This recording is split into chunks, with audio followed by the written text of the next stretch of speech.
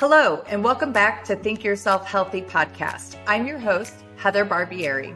Before we dive into this episode, I just want to remind you that if you take a screenshot that you're listening and tag us on Instagram, we'll send you a 15% off discount for the 8-week Retrain Your Brain program. Just take a screenshot and tag me at Heather Barbieri RDN.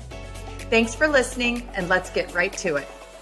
Hello, everybody. Welcome to today's episode of Think Yourself Healthy. I have special guest Kevin Isaac with us. He is the founder of the Human Optimization Technique. Super excited to dive in and find out what the heck this is all about. So, Kevin, thank you for being with us today. Yeah, thanks for having me. Great to be here. So what is Human Optimization Technique? How did this come about? How did you found this thing? Tell us about it. So Human Optimization Technique is the world's most advanced form of hands-on trauma therapy. And its major emphasis is on the nervous system and the entirety of the nervous system throughout the whole body. And what we can do is we're palpating with incredible precision the entire nervous system to a degree of which there is an activation of bioelectricity. And this is a physical sensation that you get to have when the technique is applied. And when this activation occurs, the bioelectricity starts to flow throughout your nervous system. There's this protocol that your body starts to remember. And the protocol is let's drain out this accumulated neurochemistry, which is memory and trauma that your body stored. Everybody knows the idea of the body keeps the score, muscle memory, the trauma that's stored inside of our body. There's a real science to this. And I've discovered how we can actually utilize a science with a therapy and drain out this neurochemistry. And it's quite fascinating because it's in the moment draining that's occurring and instant in the moment as I'm applying the technique. Benefits are being experienced by all my clients. Wow. So this is actually a hands-on physical type of procedure that one would encounter. Yes, it is incredibly intense as well. Many have stated, including my wife, we have 3 kids, even more intense than childbirth. Oh, wow. Okay. Yes. But it's like also with childbirth. Have you ever witnessed do you have kids? Oh, yeah. Okay. So, when the baby's coming out of the canal and it's so intense. And then it's out like, oh my God, I'm so in love. All these endorphins hit and it's just such bliss and love. That's how this is as well. It's intense while I'm applying the technique. And then there's this, It's a really beautiful thing to witness. I like that analogy. And I also like the fact that you use childbirth as your example, because in my opinion, I think that this is probably one of the very first traumas that we experience in physical form is childbirth coming out of the womb. Yeah. Yeah, absolutely. I mean, there's in utero traumas that occur as well, depending on the neurochemistry that the mother has inside of their nervous system as well. Right. This is something I talk a lot about in my practice is the in utero trauma with what's going on in mom's life and how that's programming the nervous system for its baseline state of survival. And that ultimately many individuals are very, very much addicted to their nervous system function, that baseline state of safe and alive that they're not consciously aware of. And ultimately, this is the driving factor for a lot of their adult behaviors, especially when it comes to addictions. We are addicted to that nervous system. And so we're constantly seeking that fix of those neurochemicals. So with this technique that you have founded, is this something that is an immediate intervention to that addiction to those neurochemicals? Is it kind of like a reset? This is beyond a reset. That's why we call it Human Optimization Technique. And yes, this is in the moment. You will literally feel internally a major shift and physically a major shift. You can go on my website and I've got tons of pictures of before treating one side and then after treating one side. And, one arm is way longer than the other, one leg way longer than the other, able to actually stretch out one leg further than the other one. There's also so much more strength, physical strength, when the release happens on one side and then it's not there on the other side, and you get to feel the difference between each hand and each arm. So this is in the moment. Yeah, I definitely checked out your website and saw a lot of the images that you had on there, and it was quite fascinating to me because it definitely resonates with me. I have, a lot of stiffness in my right side of my body. That's where I tend to have all of the injuries, all the aches and pains, all of the inflexibility. It starts from the foot and goes all the way up into the shoulder neck area. And so when I was looking at your pictures, that really, drove home to me like, oh, I need to get my butt in there and get some work done. Yeah. One side for everybody. I've treated thousands of people, and everyone's got one side exactly how you described it, to varying levels of degrees. Okay. And do you feel that there is any correlation depending on the one side that the individual seems to have more of those incidences? Is there anything that is connected, related to their feminine versus masculine characteristics that they're embodying, and an inadequacy of balance of the two? There very well could be, but ultimately that balance is designed to be expressed in through balance, not through one side or the other, not masculine or feminine. And so I typically don't engage with my clients in trying to understand intellectually why this is happening on one side versus the other, because we really want just the presence and the calm mind and just a clear mind. One of the major aspects of receiving treatment and being on my table is transcendence, and a very deep state of transcendence. And everyone experiences it while they're on the table, where there's no thought. And you're just there. You're just communing with spirit. You're just bathing in that thoughtlessness and that peace and that comfort that you can create for yourself. And so I typically, I'm not engaging in that kind of intellectual thought, because ultimately why it's there, why it's happening, it's really not important, because it can still be resolved. And the why it's happening isn't required for that resolve to happen. I like that. And I'm glad that we're talking about this, because right now in the collective, I see a lot of emphasis being put on the masculine versus the feminine, and trying to get to the root of all of that, and then people are spiraling and getting stuck, in my opinion, going down what I like to call negative feedback loops, where they just keep spiraling and they never really make that forward progress. So I'm really curious, my friend, how did this come about? How did were you sitting in your couch one day and all of a sudden you just have this download from spirit that says, here's your mission, my friend? There's, the story that I can share with you is quite fascinating. I want to hear it. Okay. So I have learned the foundational aspects of HOT. Okay. And very, very small percentage of what HOT is, I learned from somebody. We're talking about 15 to 20% of what HOT is, I've learned from somebody. Okay. And then they learned from somebody, and they learned from somebody. And I trace that lineage back, right? And I can trace it as far back as the early 1900s. Okay. From this man named Pierre Bernard.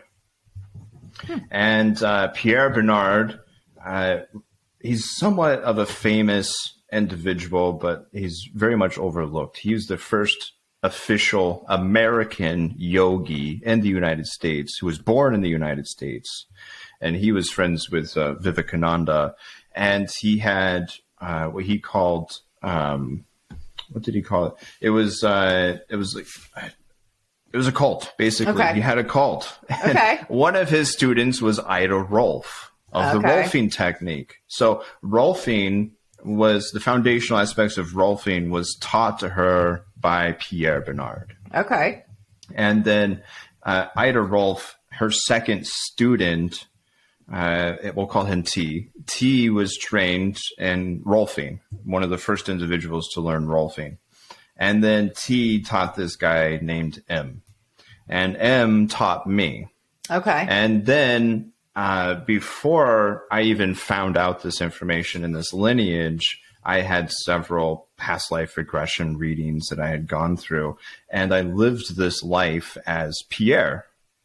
Wow. And then I was able to trace the lineage of like Pierre and then all the way to me. And then just how fascinating that was. And I got huge chills every time I talk about this, huge chills of just being able to trace that lineage of like, I basically created this thing so that this life, I can bring it out to the people, because this was not public back in the day. Wow. So what I'm hearing you say is that you've had the capacity to be able to unlock stored information, stored vital knowledge that was inside the DNA and bring it to life. Yeah. Cause I was, when I learned the foundational aspects of this technique, I was treating people, and then it came after a couple of years, I started having this experience of like, there's this new area of the body that I haven't learned how to treat, but now I know how to treat it somehow. And just, and there it was. It went from being a 3-hour technique to being almost 12 hours. Wow. In just about 4 years and what it is now. And I'm still learning new techniques. I'm still discovering new techniques while I'm in treatment with my clients. That's so exciting. That's really, really amazing. So what is your background? Like what was your background that brought you down this pathway? Chocolate. Chocolate. Yeah. Who doesn't love chocolate? Yeah. I had a chocolate company called Beyond Chocolate. We created raw, organic, vegan, superfood chocolate bars. Okay. And I was doing that in Iowa. And then my wife and I got married, and I moved out to California where she was living. And then I was like, well, marijuana is legal here. Let's just start putting cannabis oils in the chocolate. And I started selling it to dispensaries. Okay. And then on the path of just distributing chocolate to all these dispensaries, I found the foundational aspects and was trained in the foundational aspects of HOT back in 2016. And and then I was like, okay, I'm done with chocolate now. And this is what I'm here to do. So I dedicated every moment of my life to this work, and that's what I'm still doing. I love it. Well, I follow you on Facebook, and that's how I don't, we talked earlier trying to figure out how we were even connected, but, your posts have always intrigued me. I'm like, man, this guy is onto something. I am always just absolutely enthralled with the post and the things that you're talking about, because society is so lost right now, and we're, in a desperate times. And so a lot of the stuff really, really resonates with me that you bring up with others. So kind of talk to the audience a little bit about how human optimization technique can really benefit them and their lives, no matter where they're at in their journey right now. Absolutely. So there are actually preparation steps to receiving HOT that are required. Oh, okay. And so I offer a 7-week protocol. It's 4 weeks of preparation and then 3 weeks of treatments. Wow. Okay. We do 1 treatment a week, and each treatment is 2 days, 2 back-to-back days. Okay. And so the first steps are, you just start with colonics, closed system colon hydrotherapy, right? And so we've got to clear out the impacted fecal matter that's just rotting, it's molding, it's toxic, it's hosting parasites inside of the colon. We got to flush that out.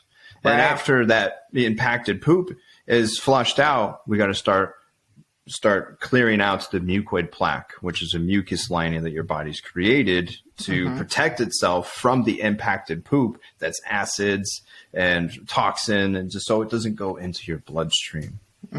Right. Yeah. Real quick, I just want to mention, I love the fact that you're going here with this, because majority of the population only gets about 7 grams of fiber a day. And so people are not eating diets to to sustain regularity. And for many people, the kind of bowel movements that they are having, they tend to be multiple, very loose bowel movements throughout the day that are heavily associated with their refined processed diets. And this is just contributing to creating even more inflammation in that mucosal lining of the colon that is extremely toxic. And then when they aren't having the regular bowel movements, we're just reabsorbing all of that toxicity into the bloodstream. Oh, so yeah. I love that this is the very first step in this process. Yeah, you got to be clean. You have to be clean. And, you know, fiber is just a very small detail of it as well. Even if you're eating high fibrous foods, all organic, you're growing your own food and really nourished soil, you're eating the cleanest meats, whatever it is, you're still absorbing and holding on to poop. You're evacuating maybe 70% every time. Right. That's 30% that you're still holding on to. If you eat food, you're impacted. That's just the bottom line. And there's no way around it. This is an organic accumulation that occurs. Right. You know, and colonics go all the way back to ancient Egypt. You know, even the Essenes were talking about using gourds to flush out their colons.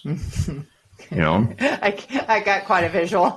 Yeah, they used to hang upside down in trees and put a gourd in and just fill themselves with water. Wow. Yeah. So that's the first step. And is there a particular? Yeah, there is. It has to be a closed system. Okay, it has to be a closed system.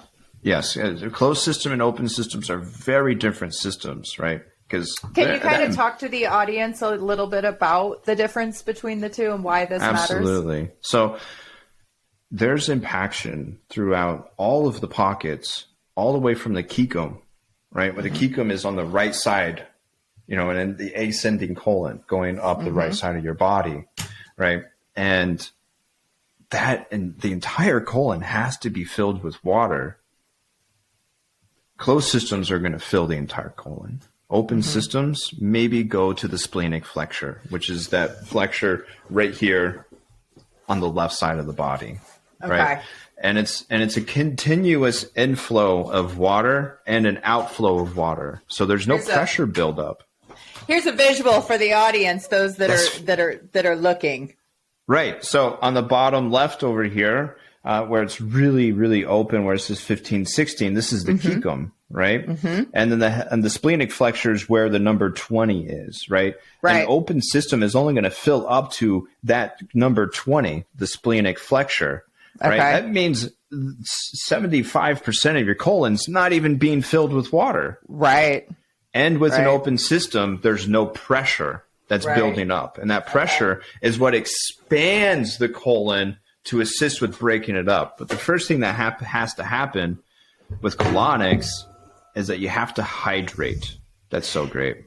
Right. You have to hydrate the poop. Yeah.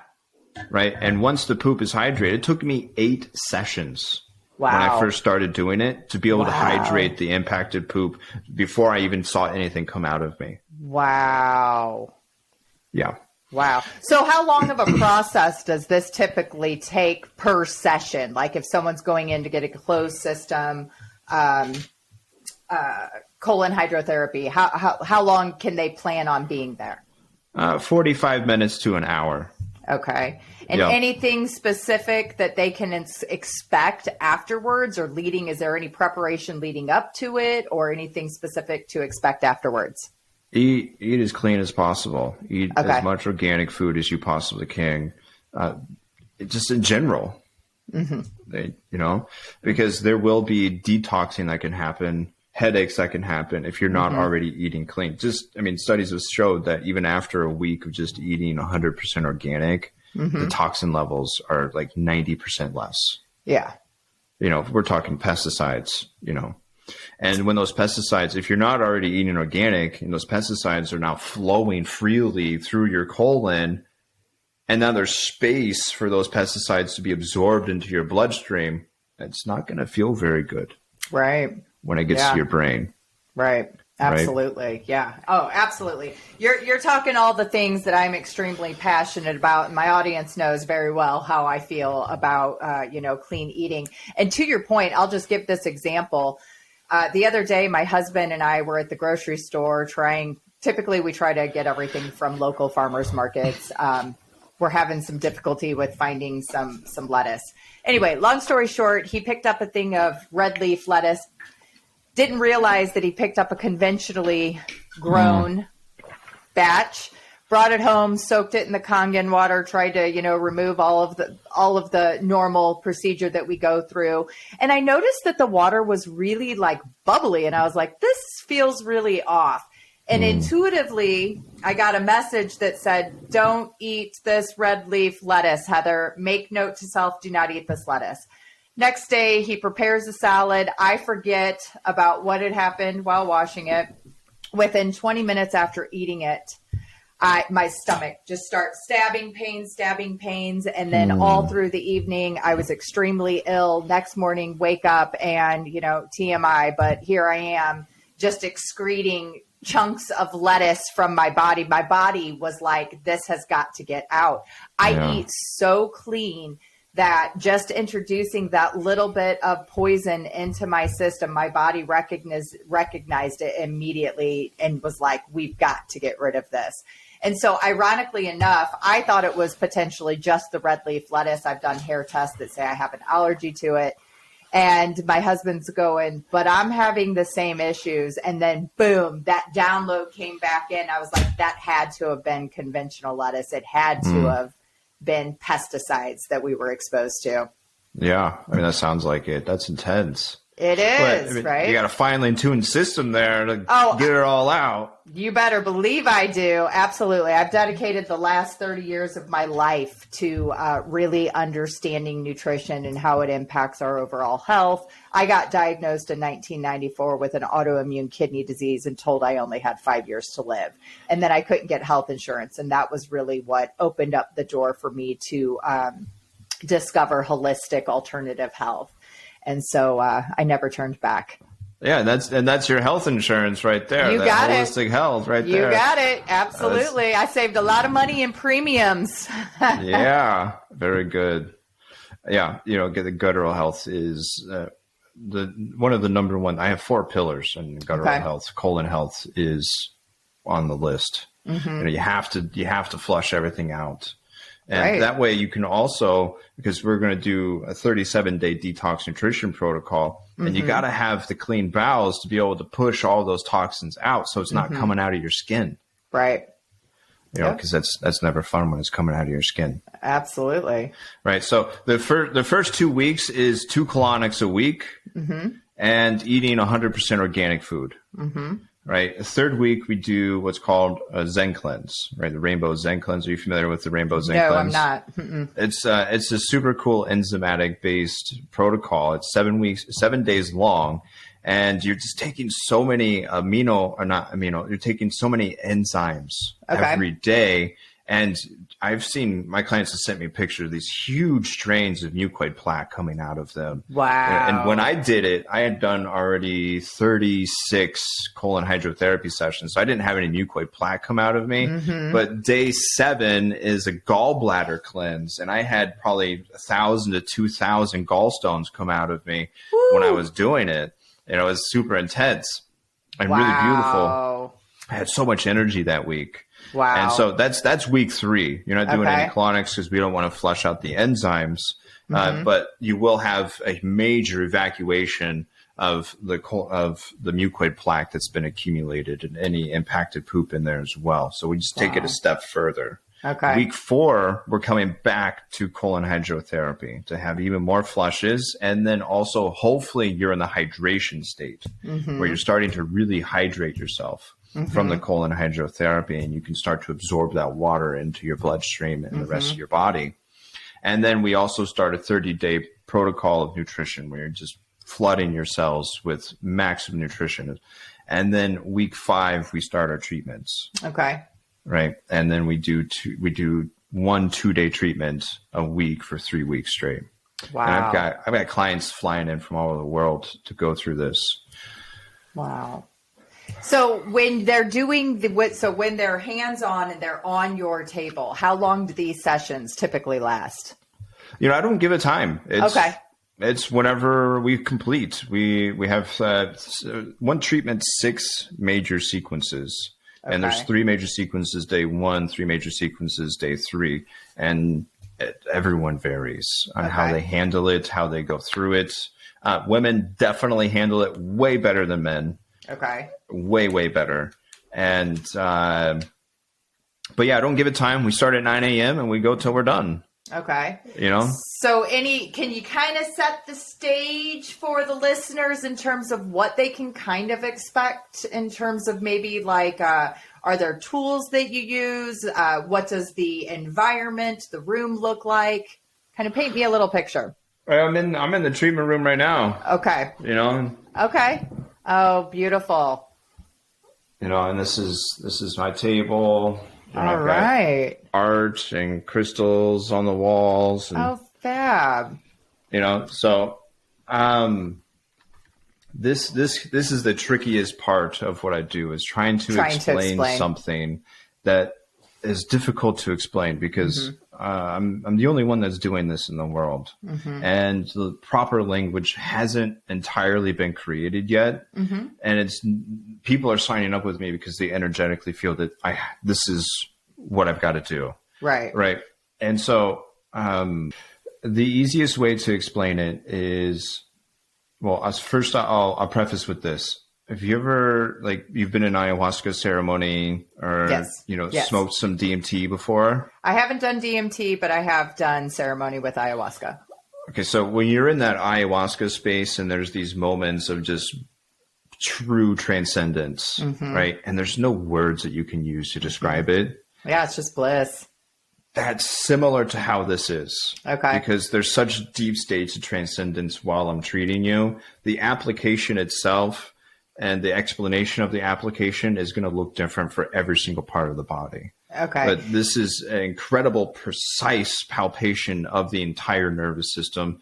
But all of the systems of the body are also being palpated at the same time. Okay. So I do have one important question. Is any part of what you're doing through this HOT process, is any of it associated with Reiki? No, it's not at all.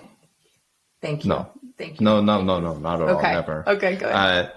No, because here's the thing, is that you, Heather, you're spirit incarnate. You're the creator of existence, right? And you have already everything that you require for you to be the most optimal version of yourself right now, stored inside of your nervous system. And there's no way around that. You can't talk your way out of that. That's right.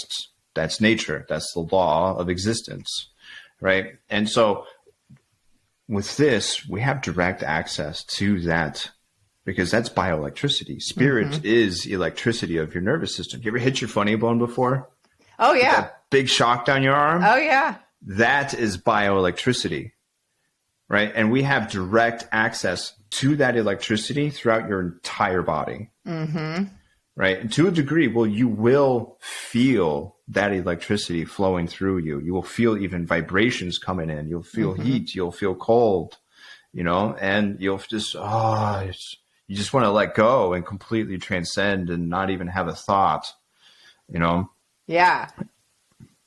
I'm listening, my friend. You've got me. It's really a beautiful experience, right? So each section of the body gets a different technique. Okay. Right. And the technique, it's so precise, right? And we have some sections of the body, we have direct access to the nervous system. Some sections we have to go through muscle tissue, right? And so I've developed what I call neural somatic points. Okay. And a few other techniques utilize that term as well. But these are true neural somatic points where we have direct and instant access to the nervous system and the muscle tissues and the fascial systems and the adrenal system and the cardiovascular system all in one point.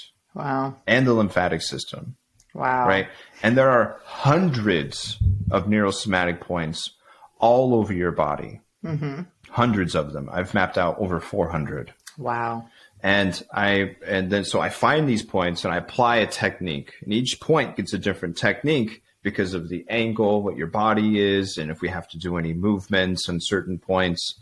And so with that direct access, that's where the activation of the bioelectricity comes in. And you instantly, as soon as I take my hands out of the point, you feel the freedom that comes with it.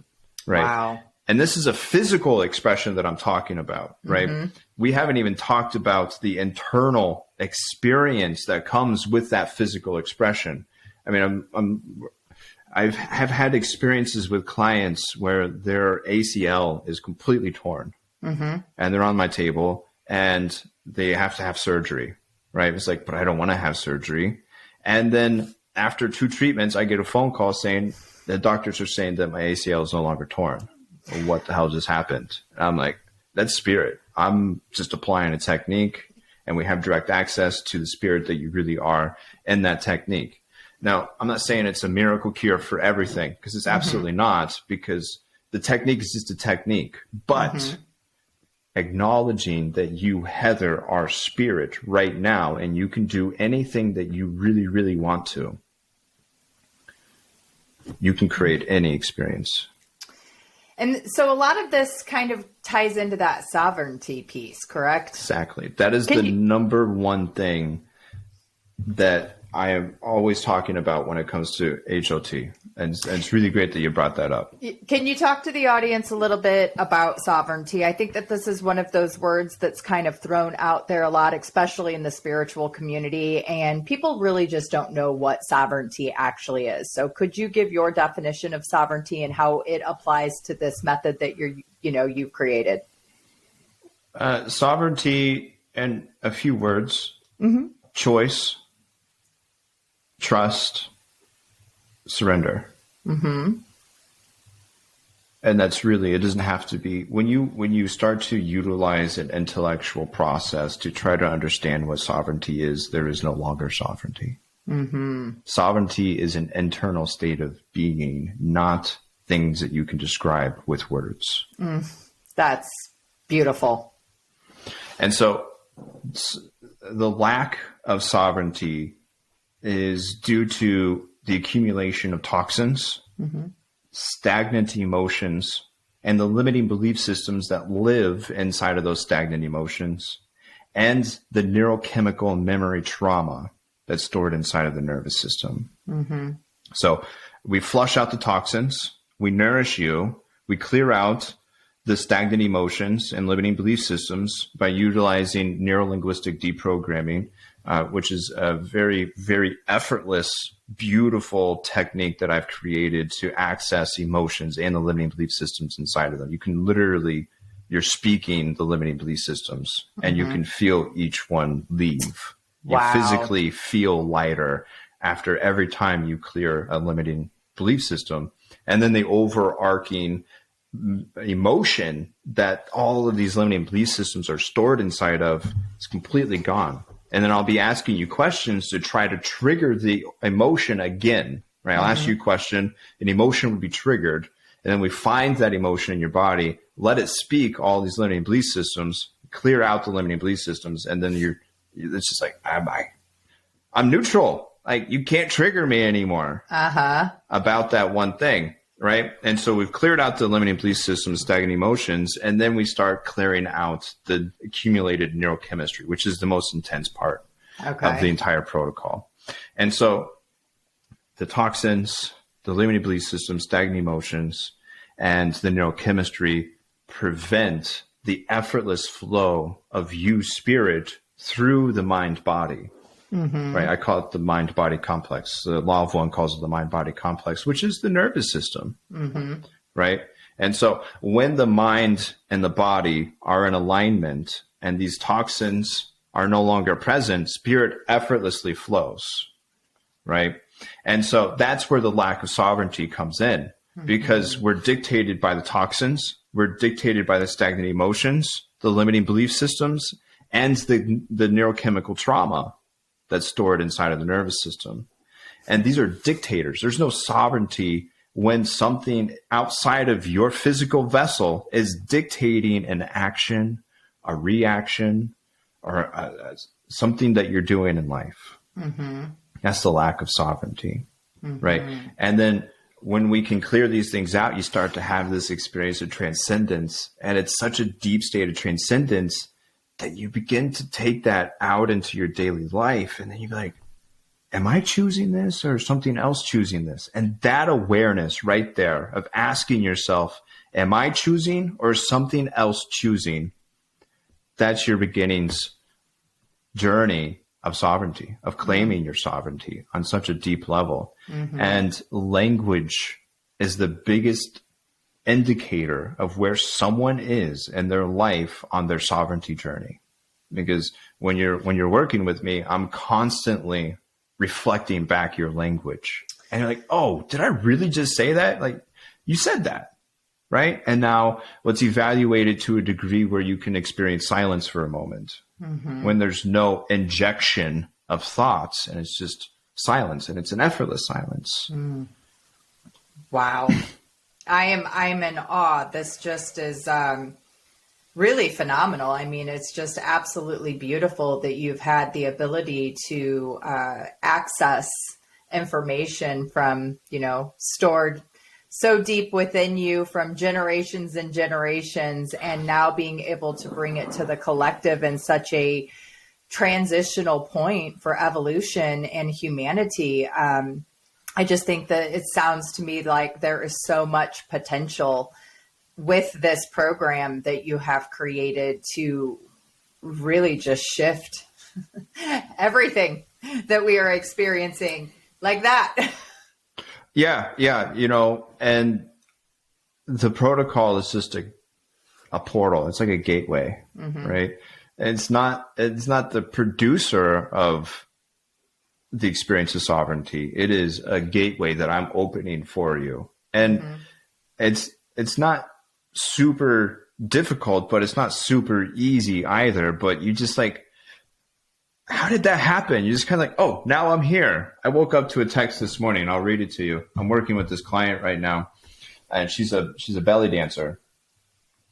And she texted me this morning, and let's see what she said. She said, I was already a very fluid dancer, but I have locked a new depth to my flow. Wow. I woke up to that text. Wow. That's right. That's the reward, right? Like, that's the thing. That's the why behind all of this, to be able to see abundance of that nature and get that validation of how solid of a program and how effective this actually is.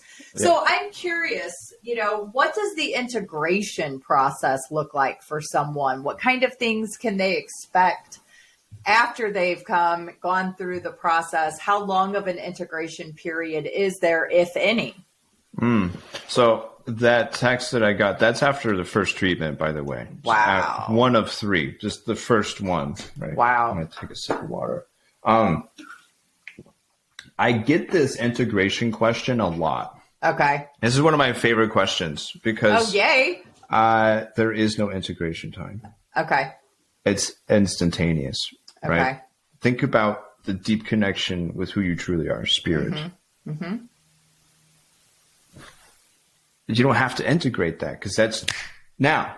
That's the infinite. There is no integration with that. Right. But afterwards, there's no integration because it's instantaneous, right? Okay. So what we do, there's 6 major sequences over the 2 days. Okay. So day 1, we do 3 major sequences. Between each major sequence, I'm actually leaving the room and letting you transcend, have this experience of deep transcendence. And people that have never had an experience of transcendence are transcending during these integration periods.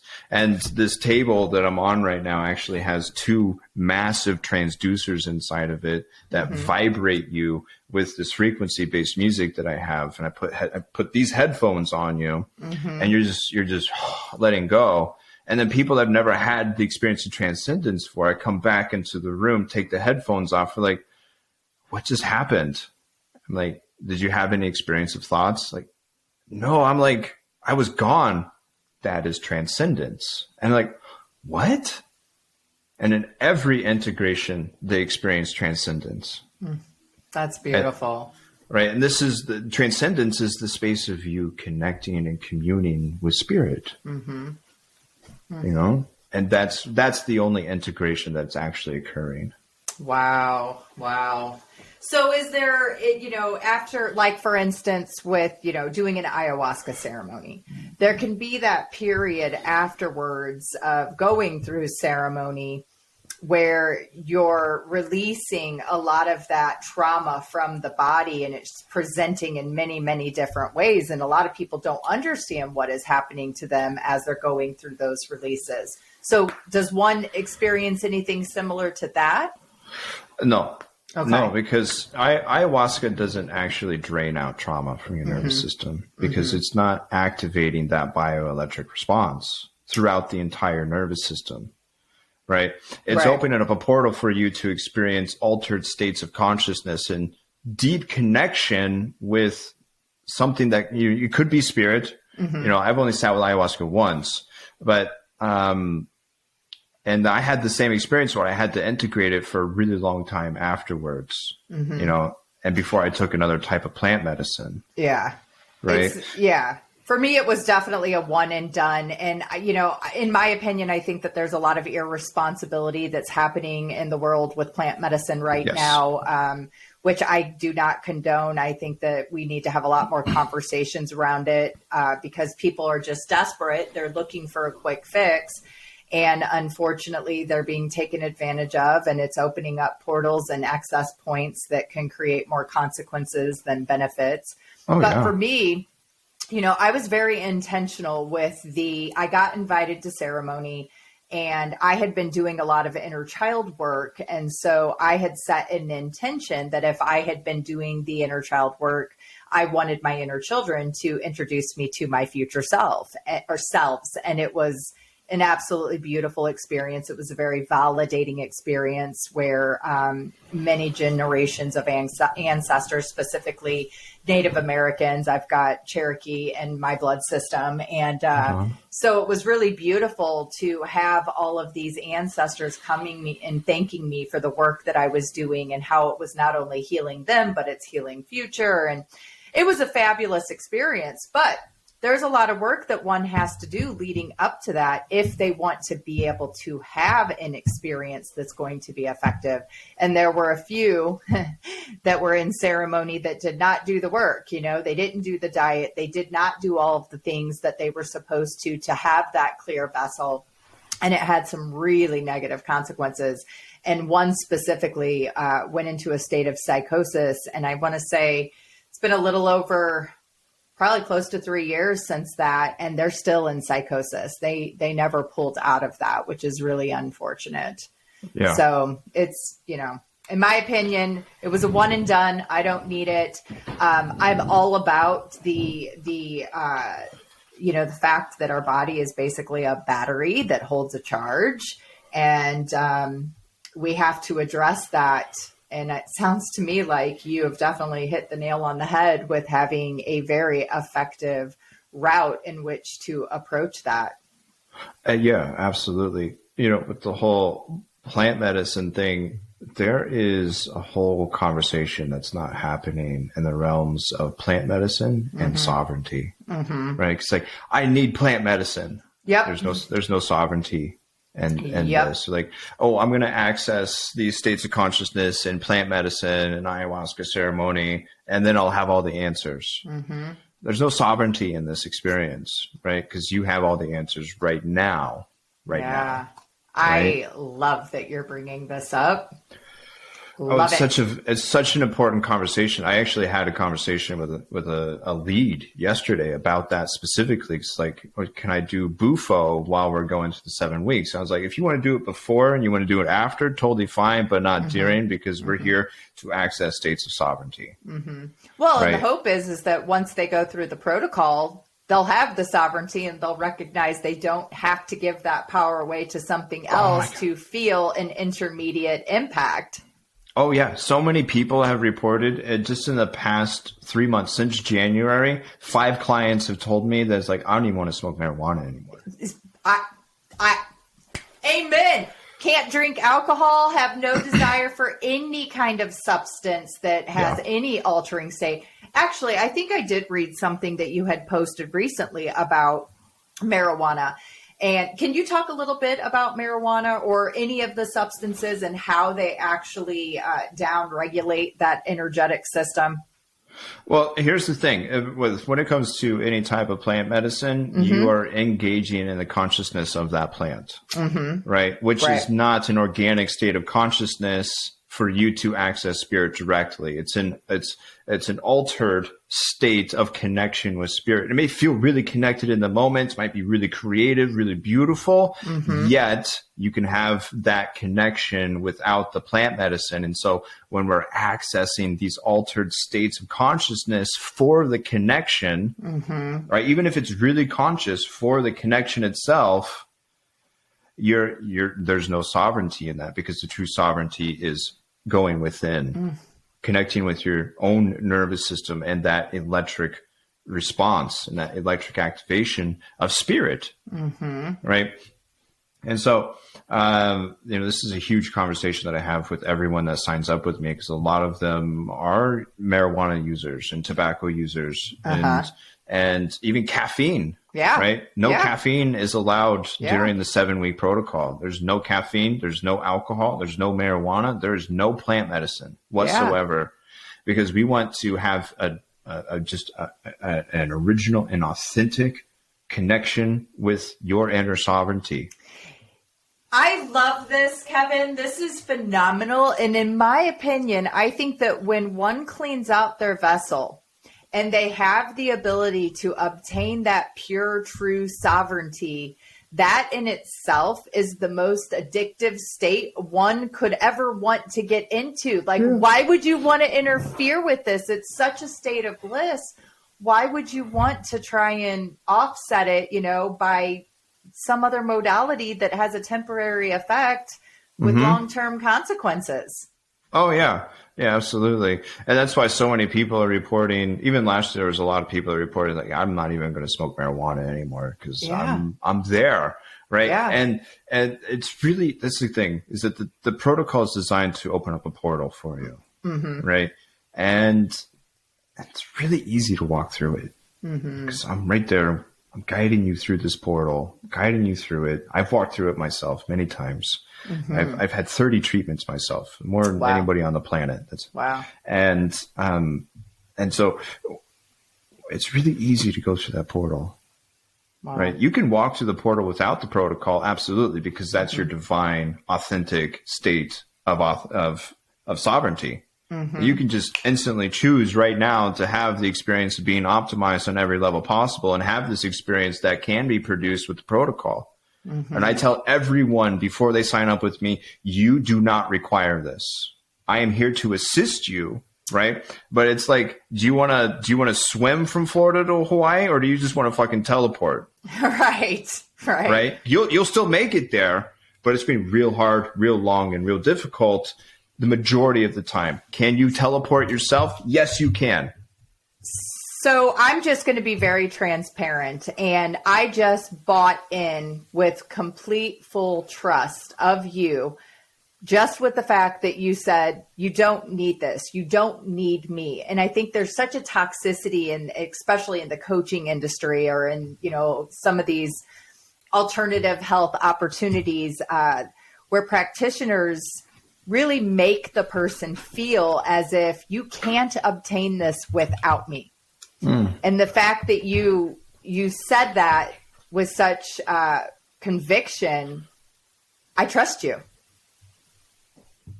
I know. I trust the spirit that I am as well. And that's an beautiful energy that's being carried. That I've accessed, and you can access that as well. But you don't need me. You don't need anything outside of yourself to have access to that. You can just.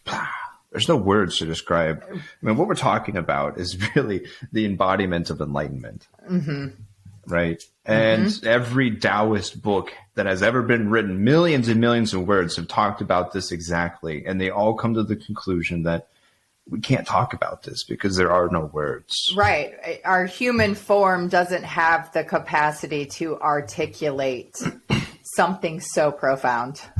Yeah, exactly. Right. There was one story that Alan Watts shared in one of his speeches, and he's like, there was a Zen master, and the teacher had a student come before him, and the student's like, Master, I want to be enlightened. Can you help me? He's like, yeah. Reach, pull it out your arm. He chopped off his hand right then and there, and he was enlightened. There are infinite routes that you can take to reach this state, what I call optimization, Satori, Nirvana, enlightenment, transcendence. They're all the same. They're all the same state, right? Infinite routes that you can take. I've just developed a very expedited route. Like I'm just a guide guiding you up that mountain, and I found a really quick route. Are there quicker routes? I'm sure there are. I hope there are. I truly hope that there are, because I want to experience that shit too, you know? And so, yeah, it's all right there inside of you. And that is the foundation of the entire protocol, is you accessing that inner sovereignty, because there is nothing else that is more important. That is amazing. Absolutely amazing. This has really been exciting and such a pleasure to be able to, have this conversation with you. It's such a, in my opinion, you have a way of just simplifying some really challenging concepts for a lot of humanity to grasp right now. And I love the fact that you've developed a protocol. We humans, we need tangible things to attach to help buy in that trust factor so that we can have the ability to surrender, right? That's my opinion. Yeah. And so it sounds like you've really done an incredible job of really addressing all of the factors that are necessary to be able to help an individual reach their peak in a short period of time. Yeah. And, the really cool thing about reaching that peak is that the peak is never the peak, because it's always more. There's always more. There's always more. It just keeps going. Yeah. And I think that is part of the human condition also that sets us up for failure, is we tend to want to reach final destinations, right? We're like, oh, I just got to get through this one thing, right? And I know for myself, over the last 30-year journey that I've been on, specifically around healing, it's never done. The work is never done. And each time something new presents, it's just a new opportunity to apply what you have learned up to that point, and then open yourself up to receiving more. Yeah. So beautiful. Always more. Maharishi Mahesh Yogi said that a lot. It's like, he was giving a lecture, and one of his students was like, is there ever a time when we can just not meditate? And he's like, always more. There's always more to experience, And then really the difference between, because there's so much in the community of I have to do this technique, I have to do that technique so that they can have a peak experience. And then okay. And then when I get it, I'm done. And then that's just a dictation, right? Just be here, be where you are right now. But it's also difficult to be here right now when there's so much toxins and there's so much neurochemistry and so many limiting belief systems and stagnant emotions. And most of which I get people all the time that message me, it's like, hey, I've done 20 years of healing and I feel like I'm the best version that I could possibly be, but there's something there, right? Yeah. And that something that's there is that there's no words for that something that's there. And that's what we're talking about in transcendence, sovereignty. And then that's the space that I guide people to. You have to be ready for this, because this is some of the most difficult work you could possibly go through. But in that difficulty, there's an effortlessness that comes with it. It's and there's no words to really describe that experience of how difficult and easy it is at the same time. Yeah. This is exciting. So I'm curious, what's your perspective about utilizing HOT on youth, children, starting at an earlier age? I've got 3 kids. And I started treating them as soon as they popped out. Okay. Yeah. And I treat them every day. And they even at one point, they wouldn't go to bed unless I treated them. Like, Baba, can you treat me? Like, yeah, I'll treat you. Aw. You know? So, yes, I don't personally treat any children outside of my children. Okay. Just because there's a level of sovereignty that children already have access to. 100%, which is conditioned out of them, unfortunately. Absolutely. So I've treated children before. I've stopped in the past 3 years doing so because I've noticed that I personally want to work with individuals such as yourself that have done the years of healing and be like, I can go even further than where I am right now. Right. And I'm ready to access that. Yeah. You know, and that's really the space that I thrive in, right? Because there's all of these, as you said, complex concepts that can be broken down and simplified. I can't really talk like that to my kids. You know, my oldest is 7 and my youngest is 2, you know, but I still treat them because, you know, I'm their father and I'm right there for their entire experience. But other children, you know, they don't have the understanding of what's actually happening. Right. So what is the youngest age you are willing to work with? I prefer to work with someone that's the youngest, about 25. Okay. You know, 25, they're pretty well developed. I have worked with a few others that were a little bit younger, and they were fantastic, absolutely fantastic. But right around the 25 is typically what I'm working with. Typically, most of my clients are in their mid 30s and mid 40s. Okay. Yeah. Okay. So for the listeners right now who are super intrigued, how can they connect with you? How can they find you? How can they reach out to you? Facebook is the easiest way to connect with me. It's Facebook, Kevin Isaac. Yeah, super easy to connect with me on Facebook. I'll make sure that we note that in the show notes so that it makes it easier for the listeners to find you on all of the outlets that you do have available. But is there any last minute kind of, you know, advice, tips, anything that you would like to leave the audience with? What are maybe 3 takeaways that they can really utilize to feel a sense of embodiment and sovereignty, to know that they have everything they need? Right. Okay. So we'll just do this. So if you just close your eyes and then notice the tension inside of the solar plexus, right? And then you take a really deep breath. And with the exhale, intend that tension to flow out of the solar plexus, down the legs, and out the toes. And then take another breath in.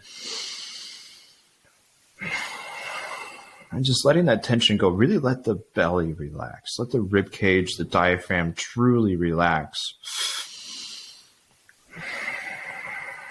And you'll notice that in that exhale,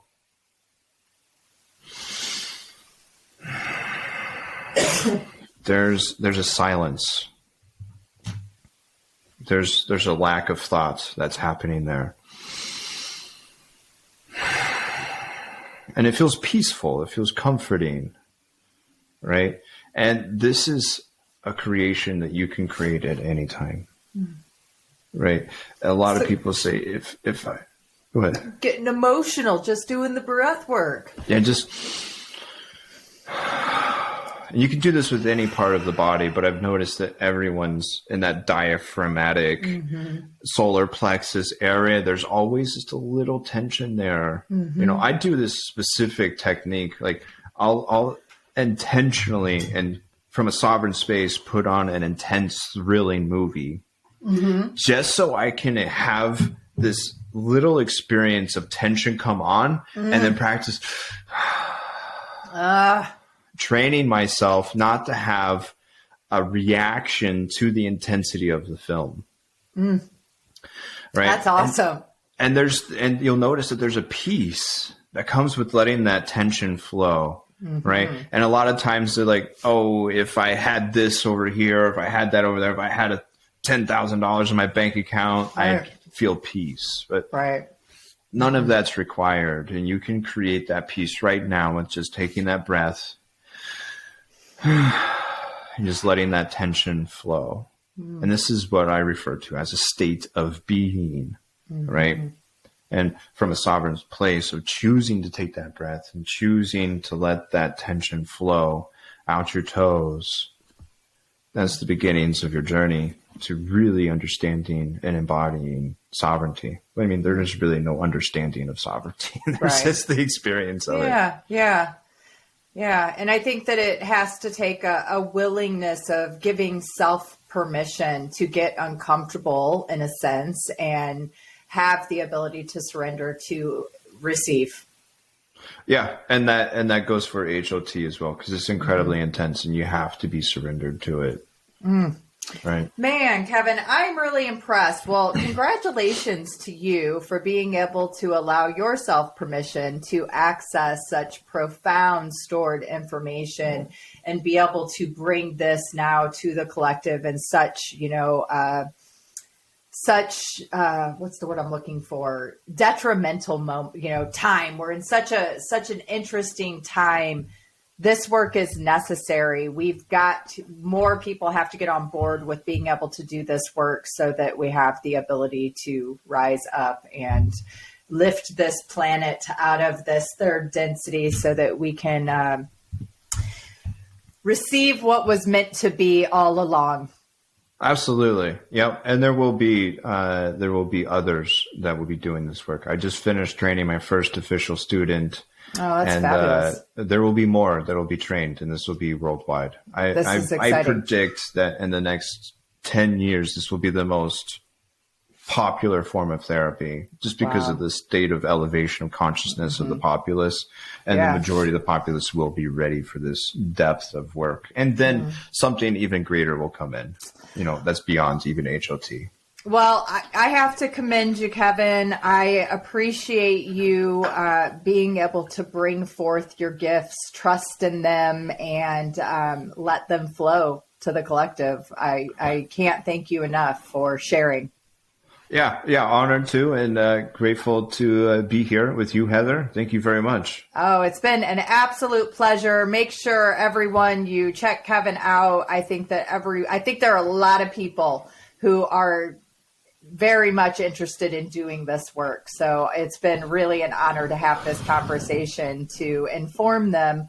We've got so many right now just desperately seeking, it's like throwing shit at a wall and kind of seeing what sticks. And sounds to me like you've got something that has the potential to really stick in a very short period. So congratulations. Yeah, thank you very much. Yeah, absolutely. My pleasure. Thanks for listening to the Think Yourself Healthy podcast. Do me a favor, and if you loved this episode, please go leave a review. Reviews help make sure that this content reaches more people so that we can continue to heal as a collective. Remember to take a screenshot that you're listening and tag us on Instagram at Heather Barbieri RDN for a 15% discount on the Retrain Your Brain program. See you next time.